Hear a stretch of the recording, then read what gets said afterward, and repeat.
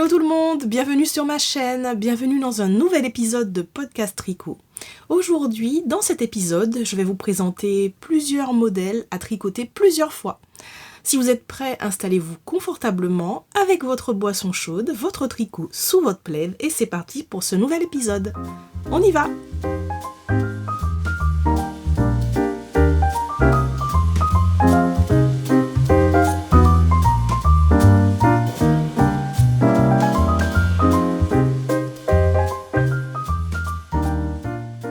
J'espère que vous allez bien, j'espère que tout se passe bien pour vous. Je me présente brièvement pour les personnes qui me découvrent. Je m'appelle Rachel, je suis teinturière artisanale de laine, je suis passionnée de tricot.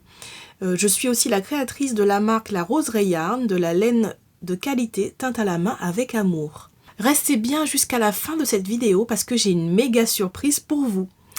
Donc, comme je vous le disais, dans cet épisode, je vais vous parler des modèles à tricoter plusieurs fois.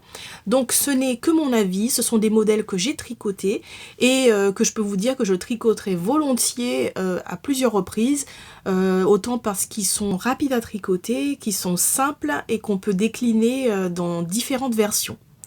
Donc, c'est parti pour cette sélection. Donc, je vais vous parler déjà du pull que j'ai sur moi. Donc, c'est le Wheat Bay Sweater de Wool & Pines Design.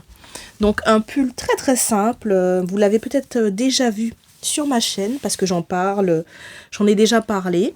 Donc c'est un pull qui se tricote du haut vers le bas avec un fil d'épaisseur DK, donc c'est un fil assez épais, ce qui veut dire que c'est un pull qui se tricote rapidement, on va dire, avec des grosses aiguilles. Il y a des augmentations raglan au niveau des emmanchures pour créer les manches. Vous avez un tricot qui se décline de différentes manières, c'est-à-dire qu'en fait vous pouvez rajouter ici des fils, soit des restes de laine, toutes sortes de fils de couleurs différentes. Donc le modèle il préconise soit d'insérer ces fils au niveau de l'encolure, au niveau des manches, au niveau du bas du corps ou tout le pull.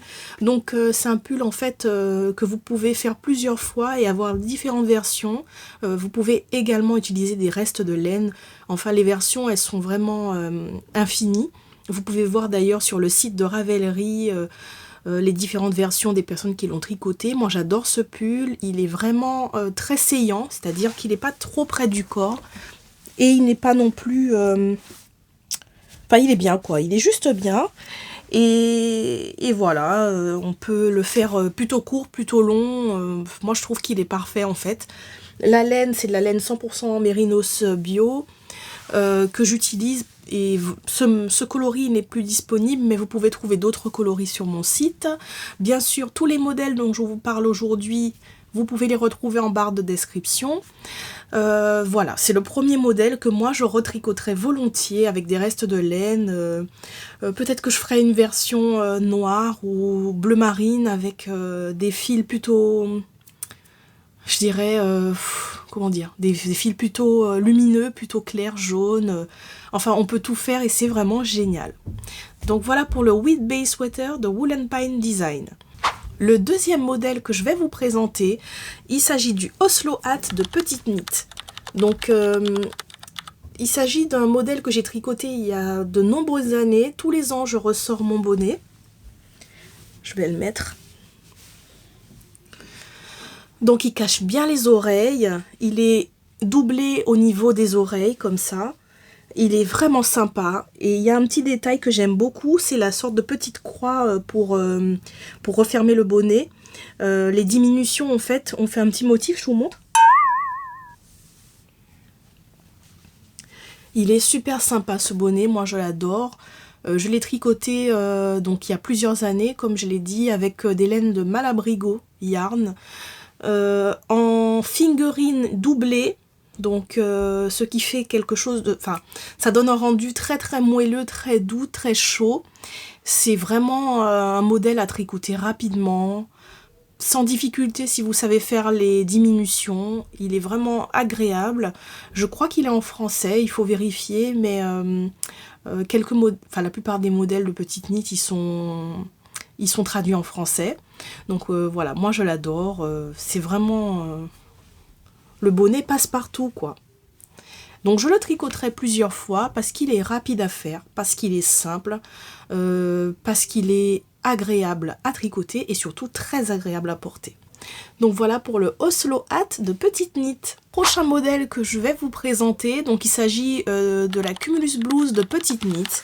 Donc si vous suivez régulièrement mes vidéos, vous en avez déjà entendu parler, mais je vais quand même vous présenter ce modèle qui pour moi a le mérite d'être vraiment simple, agréable. Il est élégant, féminin.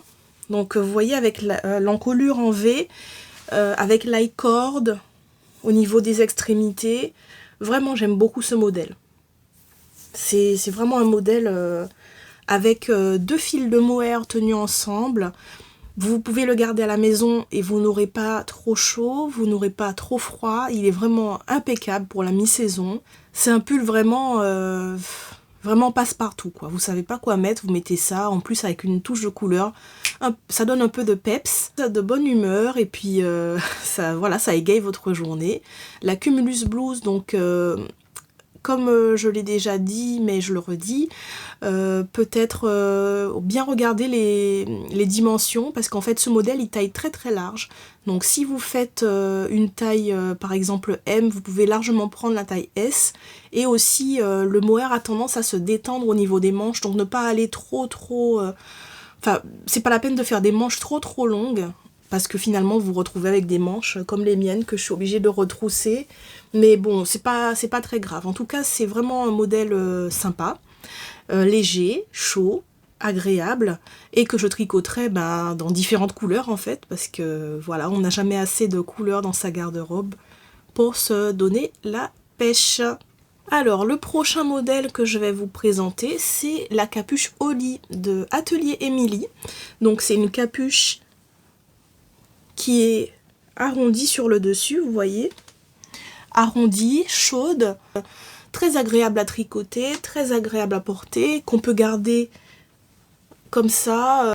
C'est un modèle très agréable à porter, rapide à tricoter, très simple. Donc on commence sur le dessus par une bande en rectangle, ensuite on relève les mailles et puis on vient créer on vient créer le col, et puis il y a aussi toute une explication pour pouvoir créer la petite bordure. Ici on met la coulisse, et ensuite vous faites un i-cord pour le cordon. Donc vous pouvez faire un cordon avec des laines de couleurs différentes, ça donne un rendu qui est bien. En général, j'ai vu plusieurs fois dans les salons des personnes qui tricotent le cordon dans un coloris très contrastant par rapport à la capuche. Et tout de suite, ça donne une touche unique, une touche différente, et c'est vraiment sympa en fait. J'ai vu différentes versions qui sont toutes plus belles les unes que les autres. Donc moi je l'ai tricoté en bleu, en test pour Atelier Emily. Donc pour tricoter cette capuche, vous utilisez un fil d'épaisseur fingering, donc de la laine fine, et un fil de mohair, donc vous tenez les deux ensemble et puis vous faites ce modèle. Citera de mémoire un écheveau de chaque, un écheveau de fingering, un écheveau de mohair. Et voilà, vous faites votre petite capuche. C'est un modèle très rapide à faire, plutôt simple. Voilà, en tout cas tout est bien expliqué dans le patron. Donc bien sûr vous retrouverez le patron en barre de description de cette vidéo.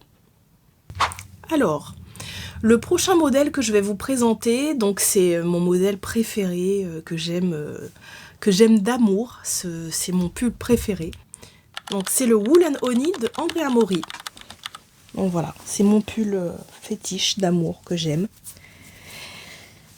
Parce qu'il est beau, parce qu'il est original, parce qu'il est vraiment... il a tout quoi, il a tout pour lui. Il est vraiment bien. C'est un modèle... je ne pourrais en dire que du bien. Donc c'est un modèle qui se tricote du haut vers le bas.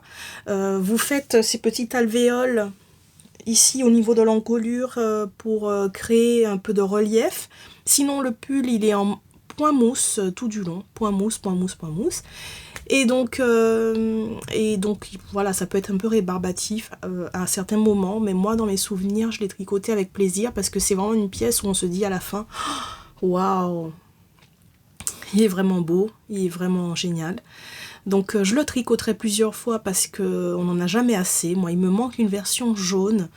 J'aime vraiment sa construction. J'ai que des compliments quand je le mets.